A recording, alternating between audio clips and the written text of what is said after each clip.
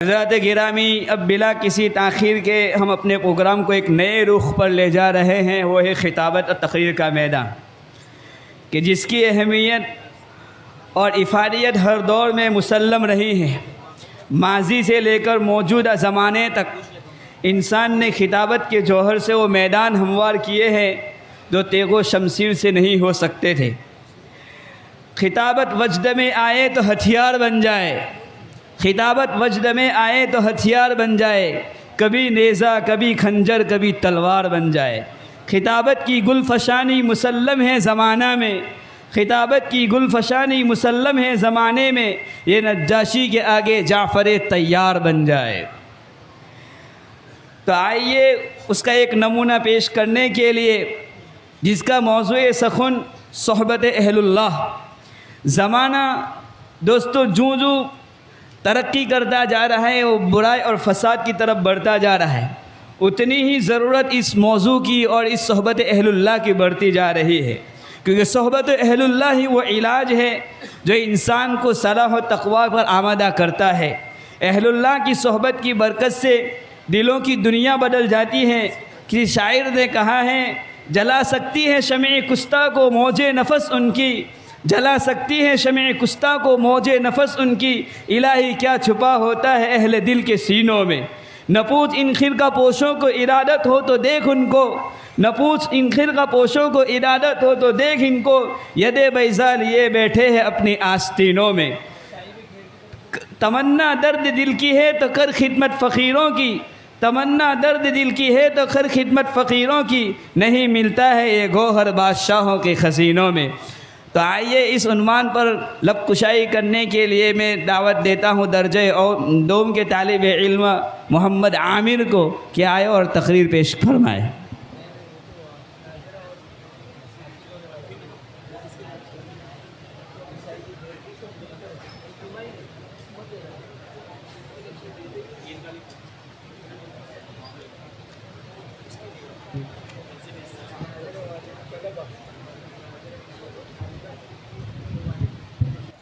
الحمد للہ رب العالمین والصلاة والسلام علی رسولہ الکریم، اما بعد فاعوذ باللہ من الشیطان الرجیم، بسم اللہ الرحمن الرحیم۔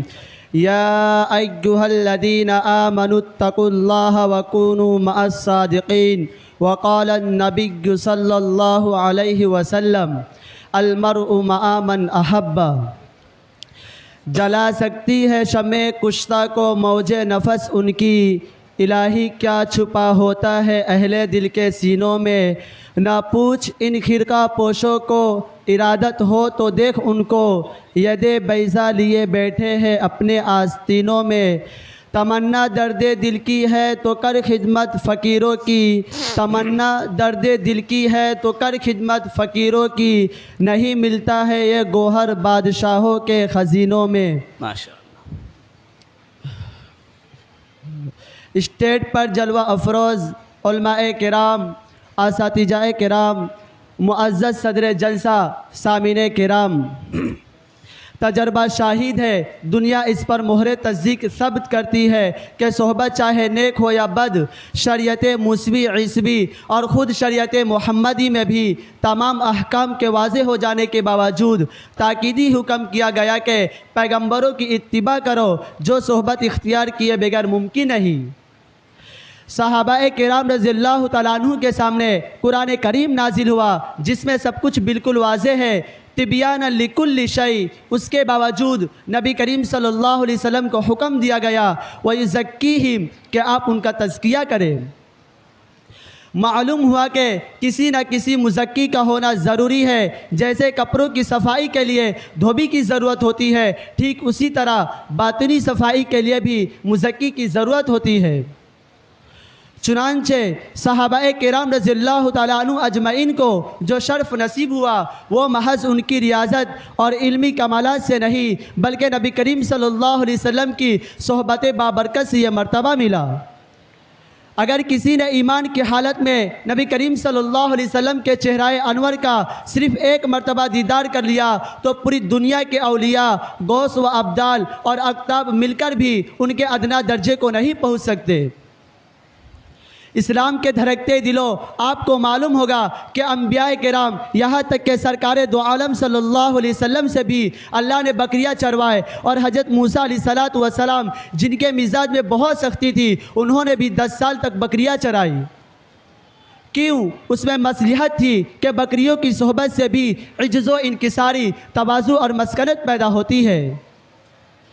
معلوم ہوا کہ آدمی تو آدمی، جانوروں کی صحبت بھی اپنا اثر چھوڑے بغیر نہیں رہتی۔ چنانچہ علماء اکرام نے لکھا ہے، اگر کوئی گھوڑوں کی سواری کرتا ہو تو اس کے اندر جوان مردی کا جذبہ پیدا ہوتا ہے، اور اگر کوئی اونٹ کی صحبت میں رہنے والا ہو تو اس کے اندر ہٹ دھرمی پیدا ہوتی ہے۔ چنانچہ علماء اکرام نے لکھا ہے، اگر کوئی گھوڑوں کی سواری کرتا ہو تو اس کے اندر جوان مردی کا جذبہ پیدا ہوتا ہے، اور اگر اونٹ کی صحبت میں رہنے والا ہو تو اس کے اندر ہٹ دھرمی پیدا ہوتی ہے۔ آپ کو یہ بھی یاد ہوگا کہ جب کھجور کا ایک تنا سرکار دو عالم صلی اللہ علیہ وسلم کی صحبت سے محروم ہو گیا تھا تو وہ کیسے پھوٹ پھوٹ کر رو رہا تھا۔ نبی کریم صلی اللہ علیہ وسلم اسے تسلی دیتے اور مزید فرماتے کہ رونے کی ضرورت نہیں، کل قیامت کے دن تو بھی انشاءاللہ جنت میں میرے ساتھ ہوگا۔ خود قرآن کریم نے ایمان والوں سے جہاں یہ کہا اللہ سے ڈرو اور تقوی اختیار کرو، وہیں یہ بھی حکم دیا کہ سچے لوگوں کے ساتھ رہو، یعنی اللہ والوں کی صحبت اختیار کرو۔ پتہ چلا کہ تقوی اور پرہیزگاری اللہ والوں کی صحبت سے حاصل ہوتی ہے۔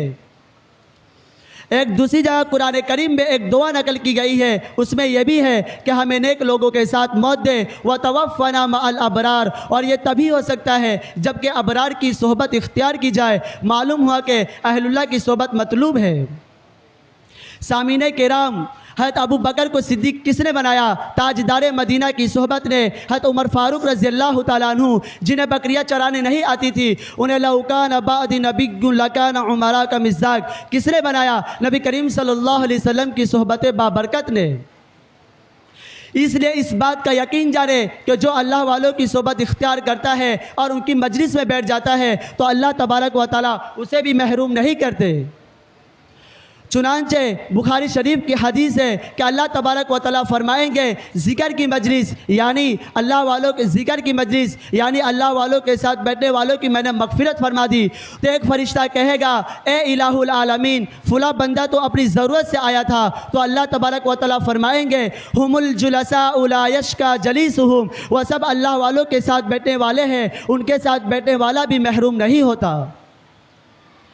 مسلم کی روایت میں ہے وہ تو یوں ہی گزر رہا تھا، ایک لمحے کے لیے بیٹھ گیا تھا، گناہ گار بھی ہے، پھر بھی اللہ تبارک و تعالیٰ فرمائیں گے جاؤ کہہ دو میں نے اسے مغفرت کا پروانہ دے دیا۔ معلوم ہوا کہ اللہ والوں کے ساتھ بیٹھنے سے نصیب جاگ جاتی ہے، بدقسمت خوش قسمت ہو جاتے ہیں، اور جب رکھی ہے اگر نیت بھی نہ کرے صرف ساتھ ہی رہے تو بھی اللہ تعالیٰ ہدایت دے ہی دیتا ہے اور رفتہ رفتہ اللہ والا بن جاتا ہے۔ حضرات اہل اللہ کی صحبت کے اثرات اور فوائد دیکھیے۔ فرمایا اللہ والوں کی صحبت اختیار کیجئے، ان کی صحبت بابرکت میں 4 طریقوں کا فیض حاصل کیجئے۔ انسان اپنی فطرت کے اعتبار سے نقال واقع ہوا ہے، اس لیے جب وہ اہل اللہ کی صحبت میں رہے گا اور شب و روز ان کے طریقہ مناجات اور طریقہ فریاد اور ان کے آداب و اخلاق خدا کے سامنے رونے گرگرانے اور آہ و زاری کو دیکھے گا تو ممکن نہیں کہ وہ ان صفات عالیہ کو اپنے اندر جذب کرنے کی کوشش نہ کرے۔ چنانچہ حضرت گنگوہی رحمۃ اللہ علیہ حضرت حاجی امداد اللہ صاحب کے پاس آئے اور ان سے کہا آپ مجھے بیعت کر لو لیکن میں اوراد وظائف نہیں کروں گا، میں تہجد نہیں پڑھوں گا۔ حاجی صاحب نے کہا آپ ہمارے یہاں صرف 3 دن قیام کر لو۔ خادم سے کہہ دیا رات میں ان کی چارپائی ہماری چارپائی کے پاس لگا دینا۔ حاجی صاحب اپنے مقررہ وقت میں اٹھے اور تہجد کے بعد وظائف میں مشغول ہو گئے۔ حضرت بھی اٹھے، وہ بھی اسی طرح تہجد کے بعد وظائف میں مشغول ہو گئے۔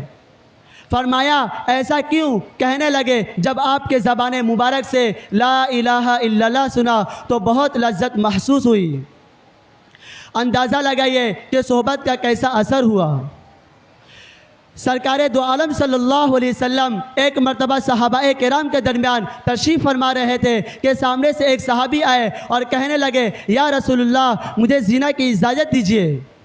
تو صحابہ کرام برہم ہو گئے، لیکن آپ صلی اللہ علیہ وسلم نے فرمایا آگے آنے دو، تو وہ آگے آتے ہیں اور آپ صلی اللہ علیہ وسلم انہیں کچھ نصیحت فرماتے ہیں اور ان کے سینے پر اپنا دست مبارک رکھتے ہیں۔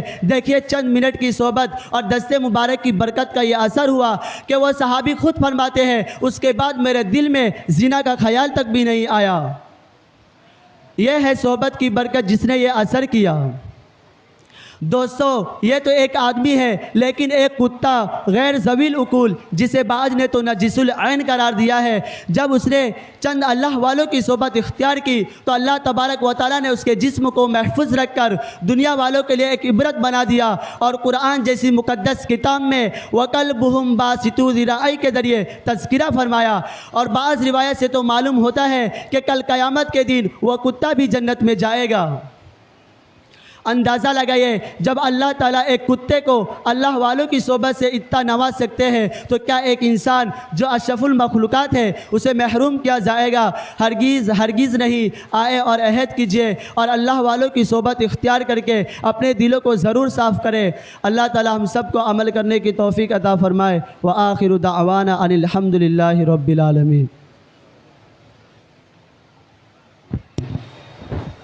ماشاء اللہ، موصوف نے جس عنوان کے اوپر گفتگو کی وہ ہم سب کی ضرورت ہے۔ ہم سب کو اپنے اندر صلاح و تقوی پیدا کرنے کی ضرورت ہے، اور صلاح و تقوی جب اللہ والوں کی صحبت اختیار کریں گے تو ہمیں ان کی صحبت کی برکت سے ہمارے دلوں کے اندر تقوی کا نور آئے گا۔